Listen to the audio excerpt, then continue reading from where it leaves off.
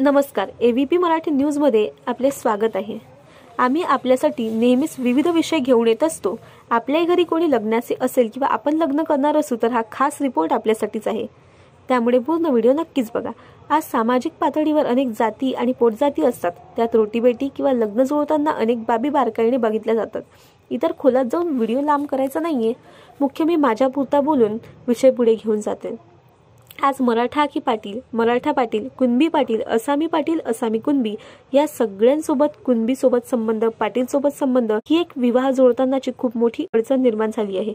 आज मुली भेटत नाहीत आणि या सगळ्यांचा विचार केला तर मग लग्न केव्हा, कसं आणि कधी जुळणार हा एक प्रश्न निर्माण होतो। दुसरं महत्त्वाचं म्हणजे शेती आणि नोकरी दोन्ही बाबी मुलांकडे असायला पाहिजे। शेती मुलाच्या हिस्स्यावर 3-4 एकर येऊन चालत नाही, नोकरी पाहिजे तर मग पगार 25,000-30,000 चालत नाही। मग लग्न कधी, कुठे, कसे होणार हा प्रश्न निर्माण होतो। आज मुलांचे किंवा मुलींचे वय निघून जात आहे। आज 90 सालचे मुलं मुली बिना लग्नाचे आहेत। आता नवीन परिचयपत्र 2003-2004 चे येत आहे।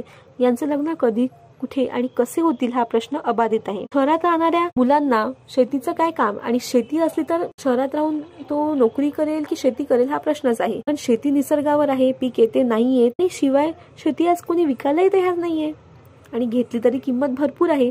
मग नोकरीवाले किंवा शहरातील मुले 50-60 लाख रुपये शेतीत का म्हणून टाकतील? त्यांना त्याच शेतीचं व्याज वार्षिक उत्पन्नापेक्षा जास्त येते, कारण 2-3 एकर लग्नासाठी घेतो म्हटलं तर कोणी मुलगी देत नाही। मग समाजातील त्या मुलांनी काय करावं? त्यांचे लग्न कधी, कसे आणि केव्हा? 3-4 वर्ष झाले तेच ते परिचयपत्र ग्रुपमध्ये फिरत आहेत। या 3-4 वर्षात कोणत्या मुलाची परिस्थिती बदलली? कोणत्या मुलाने शेती घेतली किंवा कोणत्या मुलाला 80-90 हजाराचा जॉब लागला? परिस्थिती बदलली नाही, मुलीचे वय मात्र वाढत गेले। आता आपण काय करणार आहोत की आपल्या अपेक्षेप्रमाणे मुलगा मिळेल आणि लग्न होईल? आज गरीब गरीब म्हणता म्हणता ज्याच्याकडे काही नाही तो व्यक्ती सुद्धा सुखाने समाधानाने जगायला लागला। प्रत्येकाच्या घरी TV, fridge, washing machine, bike, car आहे। प्रत्येक व्यक्ती महिन्यातून एकदा घरी फिरायला जातो आणि शिवाय खाऊन पिऊन कमाई करून सुखी आहे।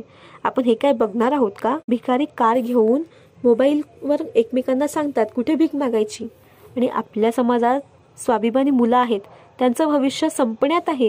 याला जबाबदार कोण? आज समाजाच्या आपण गप्पा मारत असू आणि अभिमान बाळगत असू तर उद्या समाज शिल्लक नसला तर काय करणार आहात? याचेही उत्तर ज्येष्ठ कनिष्ठ यांनी विचारात घ्यायला पाहिजे। कारण आज सारखं जॉब बघून आणि प्रॉपर्टी बघून आपल्या समाजात बहुतांश विवाह होत असतात। मग तिथे कुठले अटी शर्ती नियम नसतात किंवा मुलगी पळवून गेल्यावर सुद्धा अटी शर्ती नियम नसतात।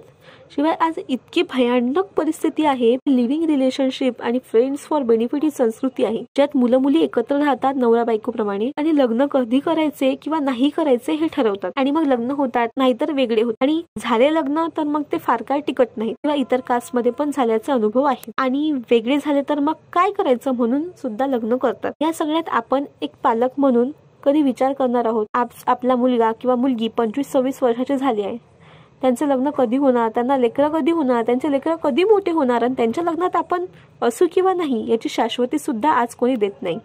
दुसरीकडे आज वाढते अटॅकचे प्रमाण, शिवाय नवीन नवीन आजार। देवाचे आभार माना की आपण कोविड नंतरही जिवंत आहोत। शिवाय असंख्य पालकांना वाटते आपल्या लेकरांचे लग्न झाले की जबाबदारी संपली, पण इथे तरी असे वेगळी परिस्थिती दिसत आहे। राजा जनक यांनी सुद्धा माता सीतेचे लग्न प्रभू श्री राम यांच्यासोबत केलं। राजवैभव सोडून एका रात्रीत वनवासात जावं लागलं। देवानं विधीचं लिखाण चुकलं नाही, तुम्ही आपण कोण आहोत? शेवटी काय, आज पालक आपल्या मुलीचे नशीब बदलायचा प्रयत्न करत आहेत। एक मुलगी मोठ्या घरी दिली आणि नोकरीवाल्याला दिली तर दुसरीही मुलगी जाईल हा गैरसमज आणि मुलींना फार डिमांड। मुलगी दिसायला सुंदर, कोणी करेल का हा विचार नुकसानीला जबाबदार ठरणार आहे। बहुतांश मुलींचे डिवोर्स झाले, चांगल्या घरी दिल्या होत्या। आज पुन्हा हे लोक चांगले नाहीत, मुलगा चांगला नाही म्हणून त्या माझ्या बहिणीच्या आयुष्याची माती झाली, याची जबाबदारी कोणी घेणार आहे? व आपण हा विचार केव्हा करणार आहोत? बोलण्यासारखे बरेच विषय आहेत। कायम आम्ही गेल्या 10 वर्षापासून सामाजिक काम करत आलोय। मुलगी परत आणण्यापर्यंत, संबंध जोडण्यापर्यंत सगळ्यात सक्रिय आहे। पण आज समाजाची अधोगती होताना आम्हालाच प्रश्न पडतो किंवा हा समाज तरी शिल्लक राहील का, असा चर्चा सुरू असल्यामुळे बोललो। वैयक्तिक मत अनुभवातून मांडले आहे।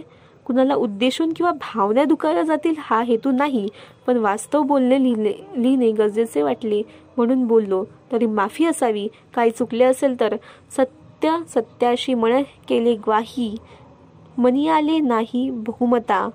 आम्हा घरी धन शब्दाचीच अस्त्रे, शब्दाचीच शस्त्रे यत्ने करू. या जगद्गुरु तुकाराम महाराजांच्या विचाराप्रमाणे आपण कधी पुढे जाऊ. साधू संत महंत कीर्तनकार सांगून लोक बदलले नाही. माझ्या लेखाने फार काही फरक पडेल अपेक्षा नाही, पण शेवटी समाजाचा कळवळा म्हणून व्यक्त झालो. खूप खूप धन्यवाद.